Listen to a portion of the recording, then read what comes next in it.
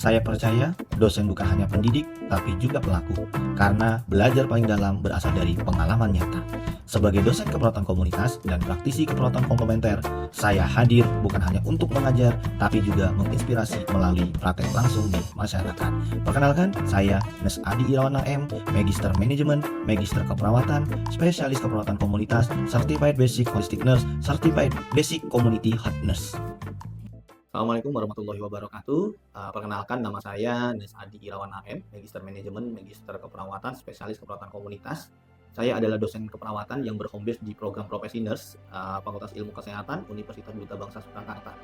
Nah, saat ini saya mengampu mata kuliah utama, yaitu keperawatan komunitas. Mata kuliah keperawatan komunitas ini ada dua, ada namanya Komunitas 1 dengan bobot 2 SKS, dan keperawatan komunitas 2 dengan bobot 3 SKS. Kedua mata kuliah ini memiliki capaian pembelajaran yang berbeda, di mana keperawatan komunitas 1 berfokus pada konsep dasar kesehatan, dan keperawatan komunitas dengan target capaian mahasiswa mampu melakukan asuhan keperawatan komunitas dan pembahasan terkait isu dan dalam masalah kesehatan komunitas secara general. Sedangkan capaian pembelajaran pada mata kuliah keperawatan komunitas 2, yaitu mahasiswa diharapkan mampu melakukan asuhan keperawatan pada agregat komunitas yang lebih spesifik, meliputi keperawatan kesehatan sekolah, keperawatan kesehatan kerja, ada keperawatan home care, ada jaminan mutu pelayanan keperawatan, dan pencegahan penyakit dalam pemeliharaan kesehatan. Nah, metode pembelajaran yang dilakukan dengan menggunakan metode pembelajaran yang interaktif mencakup project based learning atau dikenal dengan project based learning model atau PJBL dan case study. Implementasi dari PJBL dilakukan melalui terjun langsung ke masyarakat untuk melakukan sebuah pengkajian pada agregat komunitas dengan area khusus. Sedangkan studi kasus yang diberikan atau case study berupa pembahasan tren dan isu masalah kesehatan komunitas yang nyata terjadi saat ini.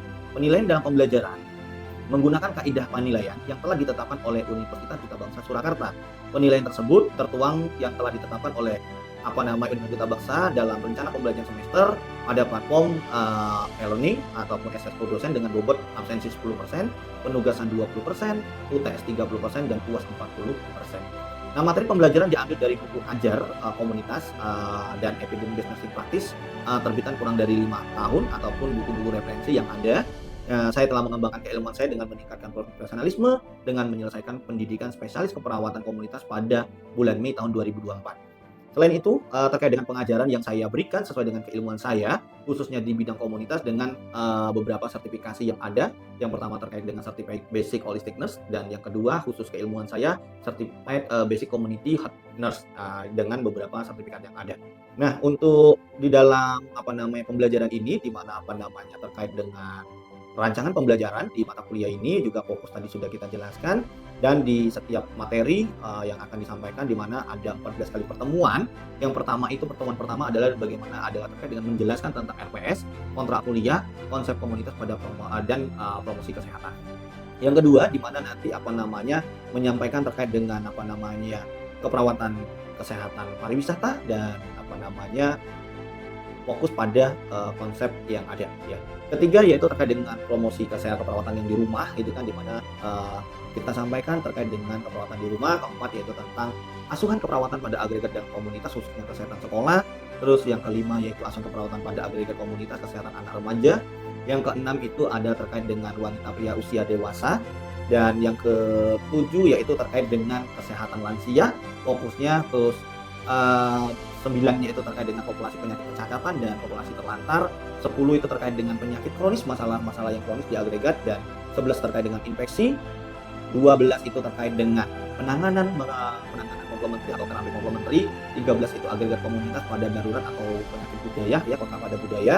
Yang ke-14 agregat di komunitas dengan prinsip tanggap darurat dan kota budaya terkait dengan ketepatan menyusun tugas ya, bagaimana mahasiswa nanti menerapkan. Yang kelima adalah bagaimana teman-teman mahasiswa tepat dan mampu dalam memberikan mengkaji secara langsung ke agregat-agregat khusus untuk keperawatan komunitas. Jadi teman-teman semuanya di mahasiswa tadi sudah kita berikan dan kita bekali untuk mencapai sebuah ahli di keperawatan komunitas. Terima kasih. Bila taufiq wal hidayah. Assalamualaikum warahmatullahi wabarakatuh.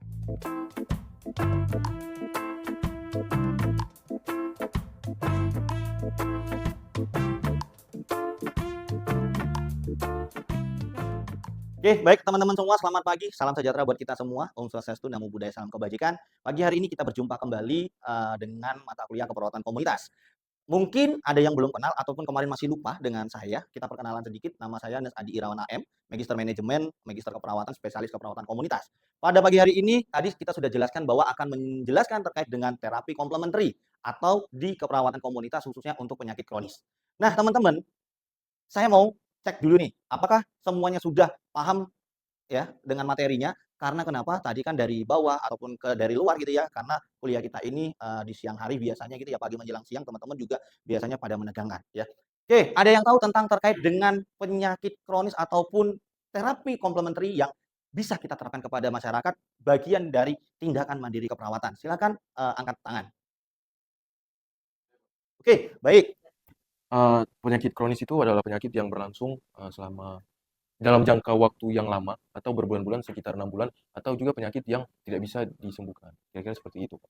Ya, kita beri aplaus buat Mas Christian yang benar sekali, luar biasa teman-teman semua. Yuk aplaus buat Mas Christian. Iya. Ya, Mas Christian luar biasa ya, dia telah menyampaikan bahwa argumen ataupun pendapat beliau terkait dengan tadi penyakit kronis. Mungkin ada lagi dari sisi kanan saya, kira-kira terkait dengan tindakan apa pada masyarakat untuk penyakit kronis di tindakan komplementer. Silakan kira-kira mengacungkan jari.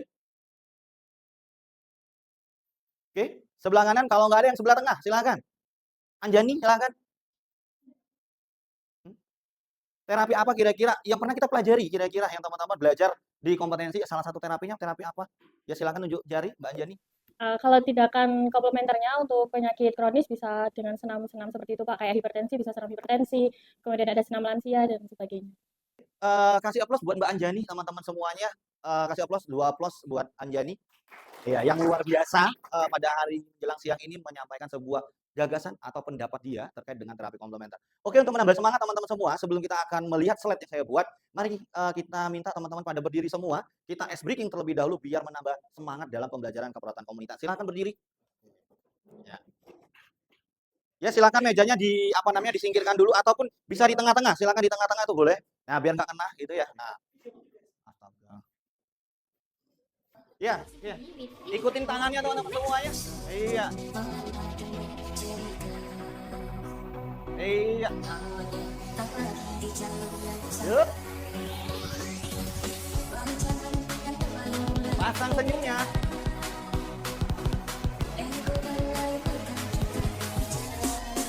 Oke, sama-sama semuanya digoyang.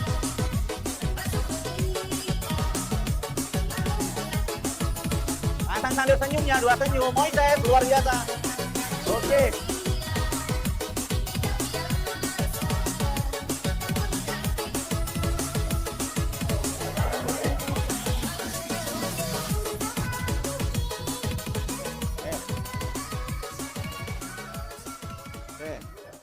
Oke, terima kasih teman-teman. Aplaus buat teman-teman semua. Silakan duduk kembali. Ya. Oke, baik teman-teman. Karena kita sudah masuk ke materi tadi luar biasa yang semangatnya, yang jogetnya Moises luar biasa ya Moises. Kita lanjutkan ke materi terkait dengan konsep terapi komplementer dalam asuhan keperawatan komunitas. Oke. Sebelumnya, kita akan menyampaikan bahwa dalam capaian pembelajaran mata kuliah terapi komplementer dalam asuhan keperawatan komunitas ini di keperawatan komunitas, satu adalah nanti terkait bagaimana teman-teman mengetahui tentang terapi komplementer. Ya. Yang kedua, bagaimana teman-teman dapat menerapkan ataupun penerapan terapi komplementer dalam keperawatan komunitas karena kita basisnya belajar di keperawatan komunitas. Yang ketiga, kemampuan melakukan asuhan keperawatan integrasi nursing care karena saat ini lagi booming integrasi layanan primer yang mana itu harus kita berikan di masyarakat. Ya. Keempat, keterampilan dalam melakukan evaluasi terapi komplementer karena kita harus bagaimana memandirikan masyarakat untuk sehat secara mandiri. Oke teman-teman, sebelumnya kita harus afirmasi diri dulu ya. Kenapa? Kalau kita tidak afirmasi diri, nanti teman-teman pada tidak semangat belajarnya walaupun sudah digoyang. Pertama, hidup saya luar biasa. Silakan diikuti. Oke. Hidup saya luar biasa. Hidup saya luar biasa. Bagus. Saya percaya diri. Saya selalu berhasil. Oke. Dan hari ini adalah yang luar biasa bagi saya. Sebagai juga positif yang buat diri. Karena sebelum belajar kita harus apresiasi diri kita, ya, afirmasi diri kita. Nah, tidak menanamkan hal yang negatif dalam diri teman-teman, maka pembelajaran yang akan kita sampaikan itu lupa. Ada yang benci sama dosennya?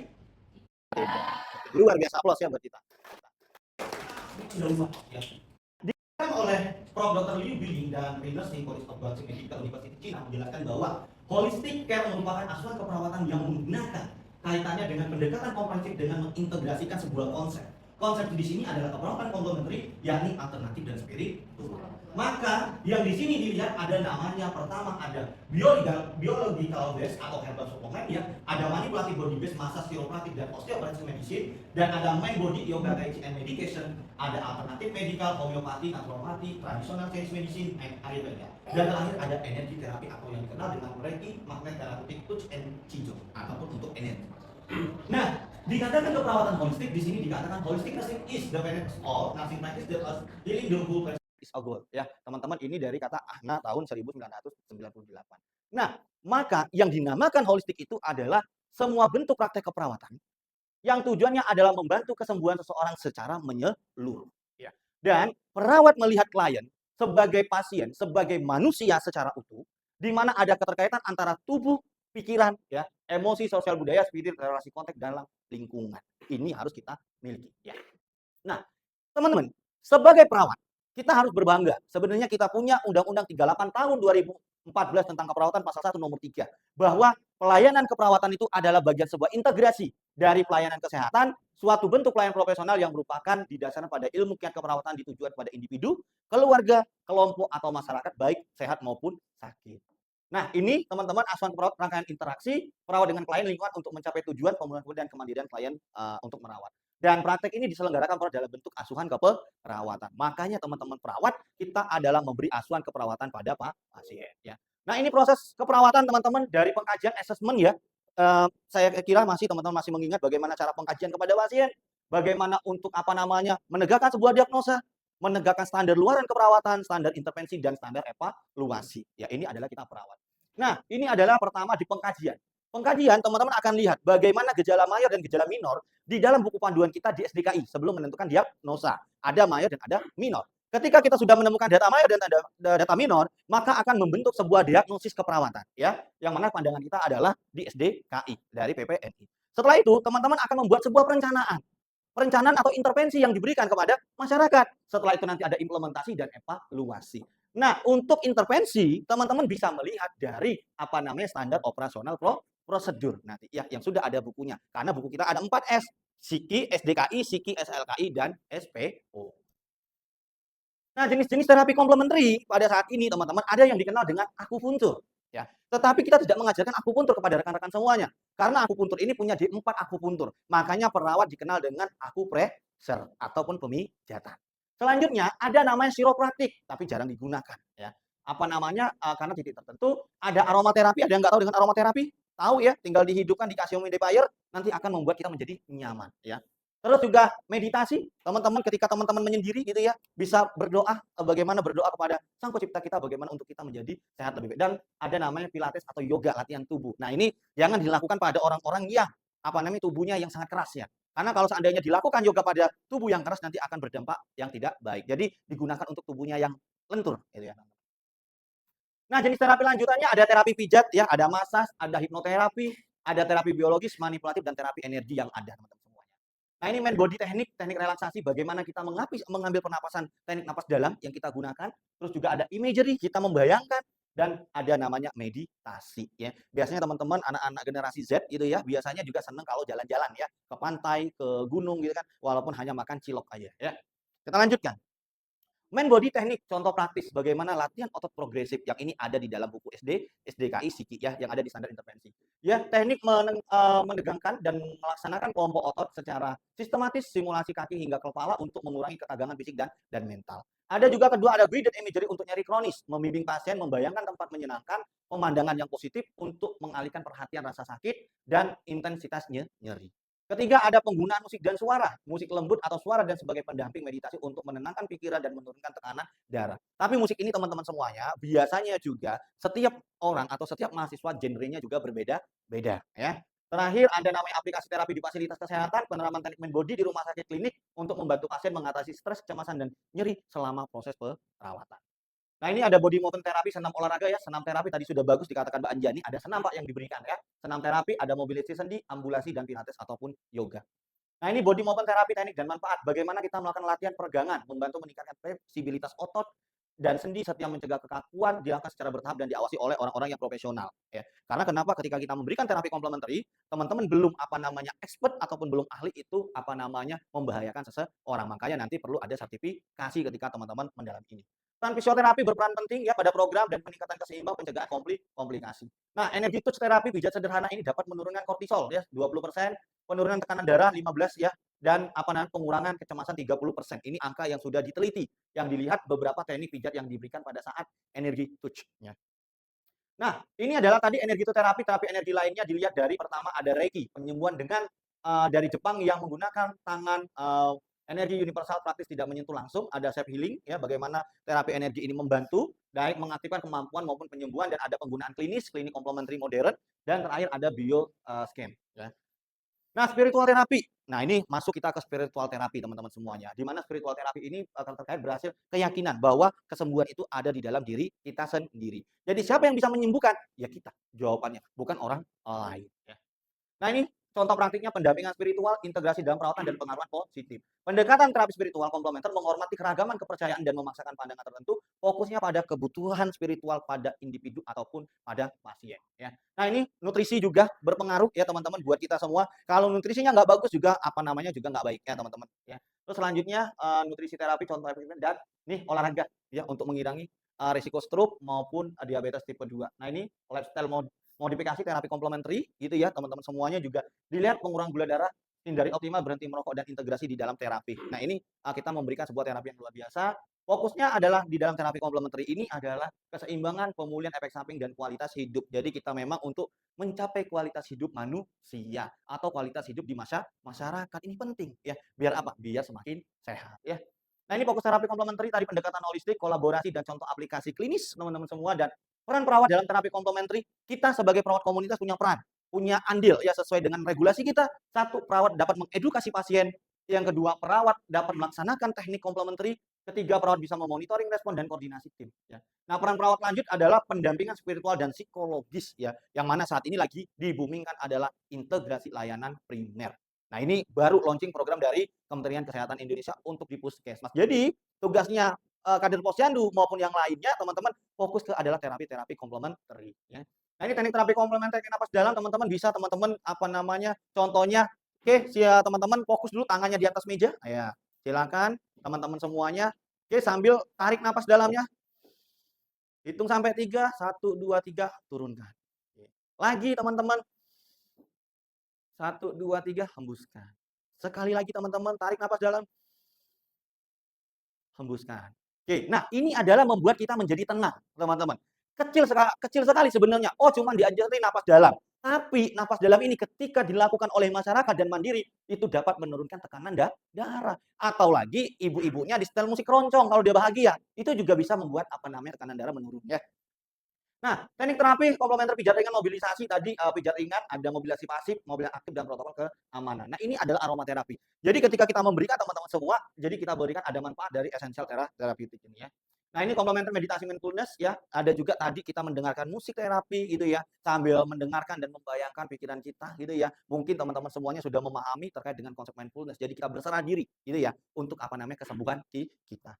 Selanjutnya terapi komplementer senam dan yoga ya teman-teman. Kalau seandainya badan kaku-kaku teman-teman yang keras jangan yoga ya, bahaya nanti ya. Nanti akan berdampak yang tidak baik. Tapi kalau lentur gitu ya boleh gitu ya. Kayak Mbak siapa namanya? Teman-teman ada yang ini yang biasanya yang latihan yoga gitu kan? Oh, belum ada ya. Nanti teman-teman belajar dulu ya. Nah, ini teknik terapi komplementer energi sentuhan ya. Dengan menyentuh saja gitu ya. Kita dari kejauhan itu bisa memberikan sebuah terapi. Tapi harus mempunyai daya pikir yang luar biasa teman-teman ya, karena harus fokus ya. Nah, ini komplementer nutrisi, teman-teman herbal, penilaian kebutuhan, rekomendasi, pemantauan, edukasi, dan evaluasi. Ini studi kasus komplementari ya. Satu, studi kasusnya adalah Tuan Budi 58 tahun dengan hipertensi grade 2 ya. Nah, grade 2 ini tidak mengkonsumsi dengan suatu jenis obat anti hipertensi. Latihan pernapasan dalam 2 kali sehari, natrium ya, manajemen holistik, penurunan tekanan darah, perbaikan parameter metabolik. Nah, kira-kira kalau dari studi kasus komplementari ini, teknik apa yang bisa kita berikan sebagai perawat, teman-teman? Ayo, yang baru kita ajarkan tadi teknik apa? Relaksasi napas dalam, luar biasa ya buat teman-teman ya, 2 jempol untuk teman-teman. Nah, kita lanjut bukti ilmiah riset terbaru ya, meta analisis terkait dengan terapi nyeri kronis. meditasi depresi, riset herbal, dan tantangan metodologis. Nah, ini integrasinya teman-teman, terapi komplementer dalam sistem kesehatan, teman-teman semuanya. Kaitannya yang satu, model kolaborasi, kebijakan, dan contoh implementasi. Nah, ini etika keamanan di dalam terapi komplementer, teman-teman semua ya. Bahwasannya kita juga harus memberikan terkait dengan satu, standar pelaksanaan. Jadi teman-teman harus memahami SOP-nya terlebih dahulu ya. Yang kedua, pencegahan resiko dan dokumentasi. Jangan lupa, yang pasti teman-teman pertama adalah bahwa pasien mau informed consent. Ya, selanjutnya adalah dari informed consent, terus ada standar pelaksanaan, pencegahan resiko, kerahasiaan, dan dokumentasi. Nah, hal ini nanti kita lihat ada di salah satu sebuah video yang ada teman-teman semuanya di slide saya. Kita buka terlebih dahulu ya.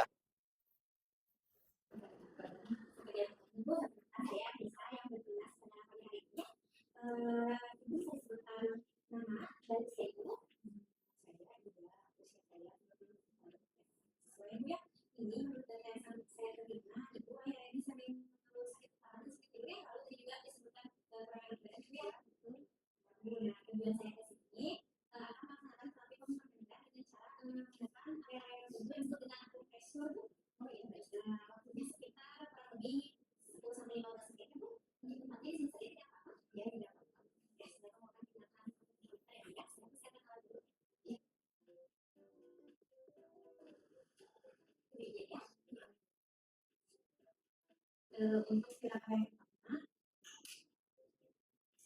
kita lakukan pemijatan pada area wajah, yaitu memijat di titik tengah antara pangkal alis. Bagian sini dilakukan selama 1 sampai 3 menit. Bu, bila saya perlu terasa makannya, sampai tidak Bu? Tidak. Selanjutnya, lakukan pijatan di lekukan sisi jembatan hidung. Sama lakukan 1 sampai 3 menit.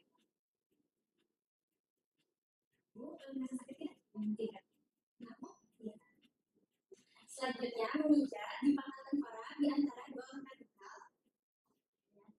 Sama waktunya 1 sampai 2 menit. Bu, merasa sakit? Tidak. Setelah 1 sampai 3 menit, kita selanjutnya ke area tangan. Kita pijit di antara pangkal jempol dan jari telunjuk di tangan.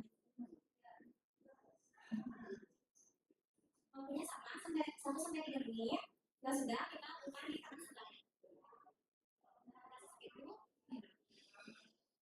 Lalu setelah yang 1 sampai 3 menit, kita lanjut ke bagian kaki.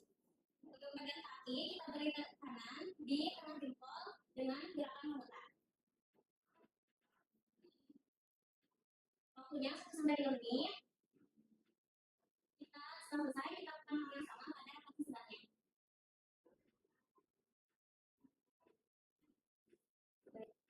Baik Bu, tindakan kakinya telah selesai. Bagaimana rasanya sekarang? Ya, baik ya, alhamdulillah. Baik Bu. Ya. Nah, itu tadi adalah sebuah video teman-teman semua terkait dengan bagaimana salah satu penyakit kronis mungkin hipertensi bisa kita aplikasikan. Maka dari itu teman-teman, mari teman-teman cari pasangannya, kita coba praktekkan ya untuk pemijatannya. Oke, silakan mencari pasangan yang perempuan dengan perempuan, yang laki-laki bersama laki-laki, silakan berhadapan. Kursinya mungkin bisa di-setel terlebih dahulu. Oke, ya, silakan terlebih dahulu. Ya. Yang pertama tadi kita lakukan pemijatan di mana teman-teman? Iya. Di titik dahinya diarahkan ke luar. Ya. Oke, silakan terlebih dahulu, maskernya bisa dicopot, tenang aja, tidak ada virus HIV, biar nanti bisa teman-teman dicek yang baik. Oke, silakan. Ya. Nah, atau teman-teman bisa membelakangi pasien juga boleh, ataupun di depan pasien. Oke, silakan terlebih dahulu. Nah, ya. Nah, nyamannya di mana? Dipasang nyamannya di mana? Ya. Hari ini kita berpijit-pijit ya. Nah. Oke, silakan, udah. Pakai ya. Are you ready teman-teman? Oke, silakan pertama tangannya di tengah-tengah terlebih dahulu. Oke, setelah itu silakan ke kanan. Keluar. Ya, dipijit selama 3 menit ataupun dihitung sampai 30 hitungan. Ya. Dirasakan benar-benar biar nanti temennya menjadi rileks gitu ya. Siapa tahu nanti bisa teman-teman bisa membuka praktek di keperawatan komplementer untuk masyarakat. Oke. Dihitung di dalam hatinya, kalau udah 30 kita akan berpindah. Oke, balikan ke tengah tangannya. Setelah itu dari hidung ke bawah ya. Ready ya? Iya, yuk. Oke, dirasakan lagi betulan. Ya. Oke, bagus ya. Luar biasa ya teman-teman. Silakan ya. Nah. Oke, kalau udah di tangan. Di tangannya di kanan dan kiri. Di di antara jempol dan telunjuk. Oke, rasakan. Kalau seandainya ada yang merasakan agak sakit ketika ditekan, berarti ada peredaran darah yang tidak lancar, teman-teman. Oke, ditekan memutar searah jarum jam sebanyak 30 tekanan. Ya, dirasakan. Oke, teman-teman semuanya. Nanti akan merasakan kanan dan kiri, teman-teman rasakan. Kita pindah ya, tangan satunya. Ada yang merasakan beda ketika ditekan? Ya. Ya, dihitung 30. Oke. Ya. 30 hitungan di dalam hati. Oke, lepaskan semua. Stop ya, kalau yang di kaki nanti kita bisa praktekkan sendiri karena kan harus buka sepatu ya teman-teman. Nah, ada yang merasakan kanan dan kirinya ketika ditekan berbeda. Nyaman yang kanan atau nyaman yang kiri? Yang kiri. Rata-rata kalau yang pojok kanan, kiri atau kanan? Kiri. Yang tengah? Kiri. Kiri. Berarti ada aliran yang terganggu di meridian kanannya kita. Ya, berarti kalau teman-teman analogikan seperti teman-teman nyiram tanaman, ya ada peredaran darah yang nggak lancar. Itulah kenapa kita harus memberikan terapi komplementari. Ya, bisa duduk kembali teman-teman semuanya. Aplaus buat kita semua teman-teman.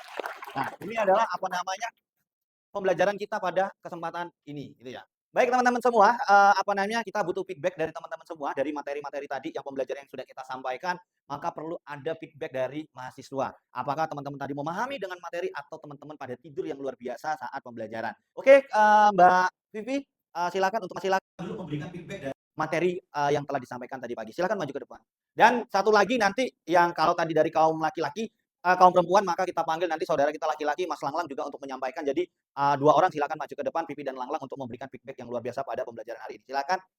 Tadi setelah kita belajar bareng sama Pak Adi, kita bisa belajar tentang terapi-terapi komplementer apa saja yang bisa diterapkan ke masyarakat. Jadi kita bisa dapat wawasan ilmu, tambahan ilmu terkait tadi kita juga praktek bersama tentang pijat-pijat di sini, di kepala kita. Jadi bisa buat nanti kita kalau di masyarakat bisa mempraktikkan langsung gitu. Ya, beri obat buat Mas Langlang. Baik, terima kasih Pak Adi. Izin menyampaikan bahwasannya untuk hari ini pembelajarannya sangat baik, efektif. Kita dapat memahami apa saja terapi komplementer yang bisa diterapkan kepada masyarakat maupun diri kita sendiri. Gitu. Nah, salah satunya kan kayak akupresur yang sudah ditampilkan dalam video tersebut. Terima kasih. Ya, kasih aplaus. Baik rekan-rekan semua, karena kita tadi sudah belajar, maka teman-teman bisa melihat referensi buku saya ya terkait dengan terapi komplementari. Yang pertama di interaksi keperawatan komplementer alternatif ya. Bagaimana nanti kita dapat memberikan tindakan terapi komplementer pada masyarakat. Terus juga nanti teman-teman bisa melihat di buku SPO, standar operasional prosedur ya. Di sini ada saya menulis terkait dengan mindfulness terapi untuk pasien dan nanti juga bisa keperawatan komplementer yaitu tentang bekam. Nah, jadi di 3 buku ini teman-teman semua, nanti teman-teman bisa mengenal bagaimana terapi komplementari yang diberikan pada keperawatan komunitas sehingga kita dapat memandirikan masyarakat ya. Kita dapat mengatasi penyakit kronis di masyarakat dengan memandirikan masyarakat untuk melakukan sebuah tindakan komplementari yang utama bagi masyarakat sehingga dia juga akan bisa terlepas dari obat-obatan. Sesuai dengan visi dan misinya atau programnya dari Kementerian Kesehatan terkait dengan integrasi layanan primer di mana kita harus menegakkan tindakan secara preventif dan promotif. Maka dari itu, perawat komunitas adalah perawat yang multitalenta yang mempunyai terapi-terapi komplementari atau terapi holistik untuk memandirikan masyarakat agar kualitas hidup menjadi lebih baik ya. Masyarakat sehat, perawat komunitas jaya ya teman-teman semuanya. Baik rekan-rekan semua, karena mata kuliah kita sudah kita pelajari tadi terkait dengan keperawatan komunitas khususnya ke terapi komplementari ya di komunitas ini, maka pada hari ini saya memberikan tugas kepada teman-teman semua, kepada mahasiswa, silakan melakukan terapi komplementer. Salah satunya yaitu akupresur yang telah diajarkan kepada orang tuanya ya. Dibuat video dan video itu nanti silakan dikirim ke email gitu ya, ke email ataupun bisa melalui e-learning-nya UDB gitu ya, untuk untuk kita lihat, kita nilai bahwa teori dan praktek itu harus diterapkan. Kalau cuma hanya teori tanpa praktek maka ilmunya juga tidak baik. Jadi praktek lebih bagus. Jadi silakan nanti dipraktekkan di rumah. Dan demikian pembelajaran hari ini. Semoga bermanfaat dan bermakna untuk teman-teman semua. Kita akhiri dengan alhamdulillahirabbil alamin. Billahi taufiq wal hidayah. Assalamualaikum warahmatullahi wabarakatuh.